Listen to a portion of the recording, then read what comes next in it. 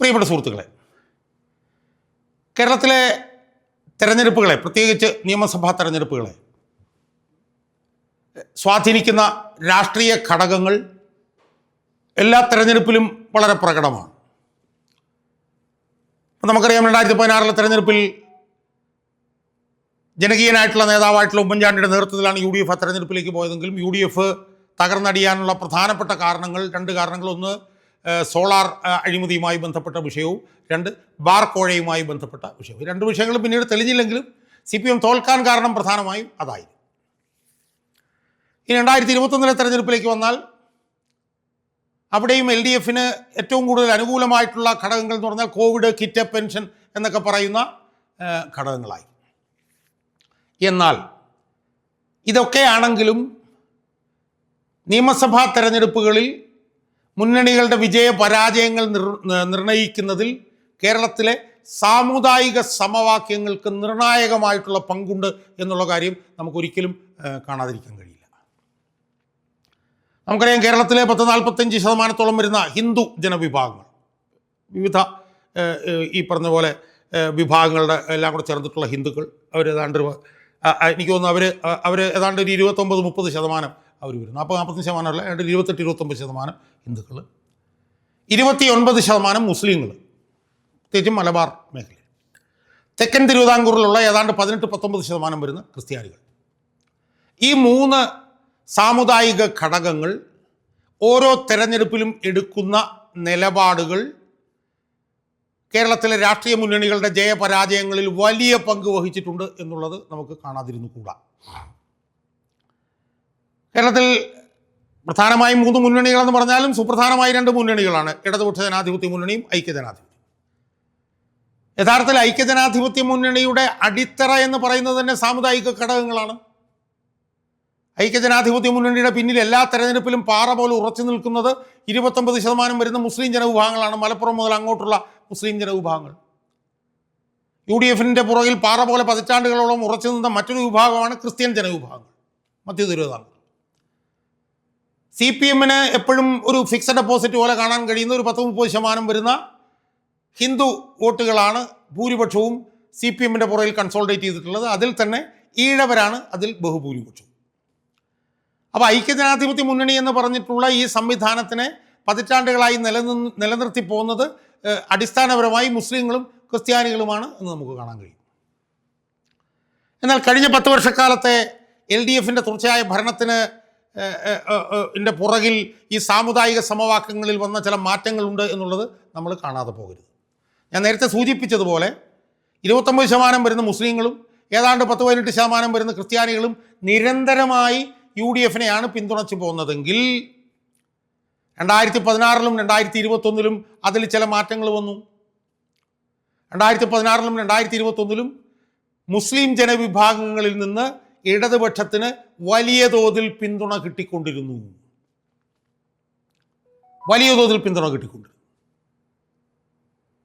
അത് സാധാരണയിൽ ഉണ്ടാവാത്തൊരു സംഭവമാണ്. പക്ഷെ അതിൽ നിന്ന് വ്യത്യസ്തമായി മുസ്ലിങ്ങളുടെ ഇടയിൽ നിന്ന് അവർക്ക് വലിയ പിന്തുണ കിട്ടിപ്പോന്നു. 2, ക്രിസ്ത്യൻ സമുദായത്തിൻ്റെ ഇടയിൽ നിന്നും UDFലേക്ക് വലിയ ഒരു മാറ്റം നടന്നു. എന്താണ്? മാണി ഗ്രൂപ്പ് എന്ന് പറയുന്ന ക്രിസ്ത്യൻ ജനവിഭാഗത്തിൻ്റെ പിന്തുണ നിരന്തരം നേടിക്കൊണ്ടുപോന്നിരുന്ന ആ സംവിധാനം LDFലേക്ക് ചേക്കേറി. കേരള കോൺഗ്രസ് മാണി ഗ്രൂപ്പ് LDFലേക്ക് ചേക്കേറി. അപ്പം ഇടതുപക്ഷത്തിന് മുൻതൂക്കം കിട്ടാനുണ്ടായ കാരണം എന്ന് പറയുന്നത് ഐക്യജനാധിപത്യ മുന്നണിയുടെ പിന്നിൽ പതിറ്റാണ്ട് കാലങ്ങളോളം പാറ പോലെ ഉറച്ചു നിന്നിരുന്ന മുസ്ലിങ്ങളിൽ വലിയൊരു വിഭാഗവും ക്രിസ്ത്യൻ സമുദായവും LDFലേക്ക് ചേക്കേറിയതാണ് LDFന് വലിയ മുൻതൂക്കം രാഷ്ട്രീയ തലത്തിൽ ഉണ്ടാക്കാനും സർക്കാർ ഉണ്ടാക്കാനും കഴിഞ്ഞത് എന്ന് നമ്മൾ കാണണം.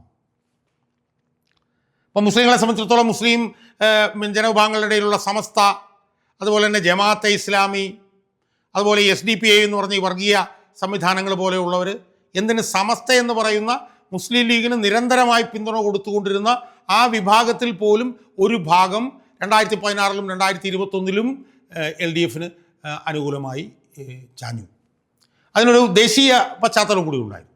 നരേന്ദ്രമോദിയെ ശക്തമായി നിന്ന് തലയുയർത്തി നിന്ന് എതിർക്കുന്നത് CPM ആണ്, കോൺഗ്രസ് അല്ല എന്നുള്ള ഒരു ബോധ്യത്തിൻ്റെയും കൂടെ പശ്ചാത്തലത്തിൽ ഈ മുസ്ലിം ജനവിഭാഗങ്ങളിൽ വലിയൊരു വിഭാഗം LDFിലേക്ക് ചാഞ്ഞു 2016-ലും 2021-ലും. ക്രിസ്ത്യൻ വിഭാഗത്തിൻ്റെ പിന്തുണ ഒറ്റക്കെട്ടായി ഈ മാണി ഗ്രൂപ്പ് LDFിലേക്ക് പോയതോടുകൂടി അവരുടെ ഭാഗത്തേക്ക് വന്നു. അങ്ങനെയാണ് ഈ 16-ലും 21-ലും തുടർച്ചയായി LDF അധികാരത്തിൽ വരാൻ പൂർണ്ണമായി കാരണം അതാണെന്നല്ല, പക്ഷേ അതിന് നിർണായകമായിട്ടുള്ള പങ്ക് ഈ സാമുദായിക സമവാക്യങ്ങളിലുള്ള ഈ മാറ്റം അതിൽ പങ്കുവഹിച്ചു എന്നുള്ളത് നമ്മൾ കാണാതിരിക്കും. സുഹൃത്തുക്കളെ, എന്നാൽ 2026-ലെ തെരഞ്ഞെടുപ്പ് പടിവാതിൽക്ക് എത്തി നിൽക്കുമ്പോൾ നമ്മൾ ഈ സാമുദായിക സമവാക്യം പരിശോധിക്കുമ്പോൾ നമുക്ക് എന്താ കാണാൻ കഴിയുന്നത്?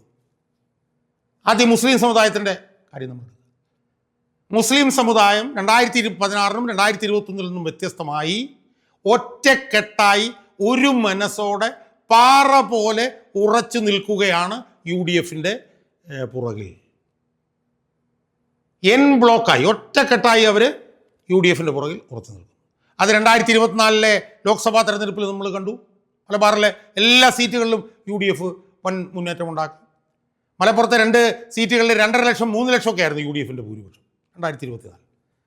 ഇനി കഴിഞ്ഞ ഡിസംബറിൽ നടന്ന പഞ്ചായത്ത് തെരഞ്ഞെടുപ്പിൽ എന്താ കണ്ടത്? മലബാറിൽ UDF വലിയ മുന്നേറ്റം നേടിയതിൻ്റെ ഏറ്റവും പ്രധാനപ്പെട്ട പങ്ക് മുസ്ലിം ജനസാമാന്യം ഒറ്റക്കെട്ടായി ഒരു എൻ ബ്ലോക്കായി ഒരു മൊണോലിത്തിക് ഒരു ഇതായി ഈ UDFിൻ്റെ പുറകിലാണ് നിരുന്നതാണ് പഞ്ചായത്ത് തെരഞ്ഞെടുപ്പിലും UDFിന് നേട്ടമുണ്ടാക്കാൻ കഴിഞ്ഞത്. മലപ്പുറത്തൊക്കെ ഈ പറഞ്ഞ 84 പഞ്ചായത്ത് മലപ്പുറത്തുള്ളതിൽ 3-4 പഞ്ചായത്താണ് LDFിനുള്ളത്, ബാക്കി മുഴുവൻ UDFാണ്. മലപ്പുറം ജില്ലാ പഞ്ചായത്തിൽ 33 സീറ്റിലും UDF മുസ്ലിം ലീഗുമാണ്, അവിടെ പ്രതിപക്ഷമില്ല. അപ്പോൾ മുസ്ലിം ജനസാമാന്യം ഒറ്റക്കെട്ടായി UDFിനൊപ്പം നിൽക്കും. ഇനി മധ്യ തിരുവിതാംകൂറിലേക്ക് വന്നുള്ള സ്ഥിതി എന്താ? 2016-ലും 2021-ലും ഈ മാണി ഗ്രൂപ്പ് LDFിൻ്റെ ഭാഗത്ത് വന്നതിൻ്റെ ഭാഗമായി ക്രിസ്ത്യാനികളിൽ വലിയൊരു വിഭാഗം LDFിന് പിന്തുണച്ചെങ്കിൽ ആ ക്രിസ്ത്യാനികളുടെ ഇടയിലും ഇപ്പോൾ UDFിന് അനുകൂലമായി വലിയ മാറ്റം വന്നിരിക്കുന്നുവെന്ന് ലോക്സഭാ തെരഞ്ഞെടുപ്പും പഞ്ചായത്ത് തെരഞ്ഞെടുപ്പും തെളിയിച്ചു. ലോക്സഭാ തെരഞ്ഞെടുപ്പിൽ കോട്ടയം ലോക്സഭാ മണ്ഡലത്തിൽ നിന്ന് ജോസഫ് ഗ്രൂപ്പിൻ്റെ UDFിനോടൊപ്പം നിൽക്കുന്ന ജോസഫ് ഗ്രൂപ്പിൻ്റെ ഫ്രാൻസിസ് ജോർജ് എന്ന് പറഞ്ഞ സ്ഥാനാർത്ഥി വലിയ ഭൂരിപക്ഷത്തിന് ജയിച്ചു. പഞ്ചായത്ത് തെരഞ്ഞെടുപ്പിൽ ക്രിസ്ത്യൻ ഭൂരിപക്ഷ കേന്ദ്രങ്ങളിലൊക്കെ UDF വലിയ മുൻതൂക്കം ഉണ്ടാക്കി.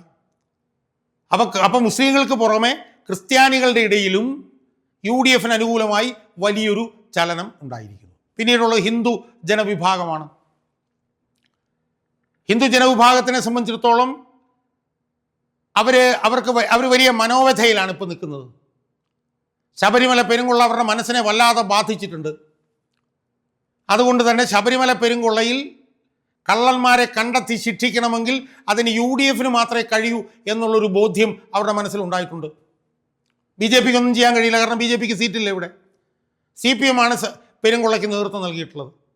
അപ്പോൾ അതുകൊണ്ട് ഈ പെരുങ്കൊള്ളയുമായി ബന്ധപ്പെട്ടുകൊണ്ട് കൊള്ള നടത്തിയവനെ പുറത്തു കൊണ്ടുവരണമെന്നുണ്ടെങ്കിൽ UDF അധികാരത്തിൽ വരണമെന്ന് പറഞ്ഞൊരു ബോധ്യം ഇവിടുത്തെ ഹിന്ദു സമുദായത്തിൻ്റെ മനസ്സിലും ഉണ്ടായിട്ടുണ്ട് എന്നാണ് പൊതു നിരീക്ഷണത്തിൽ നമ്മൾ മനസ്സിലാക്കുന്നത്.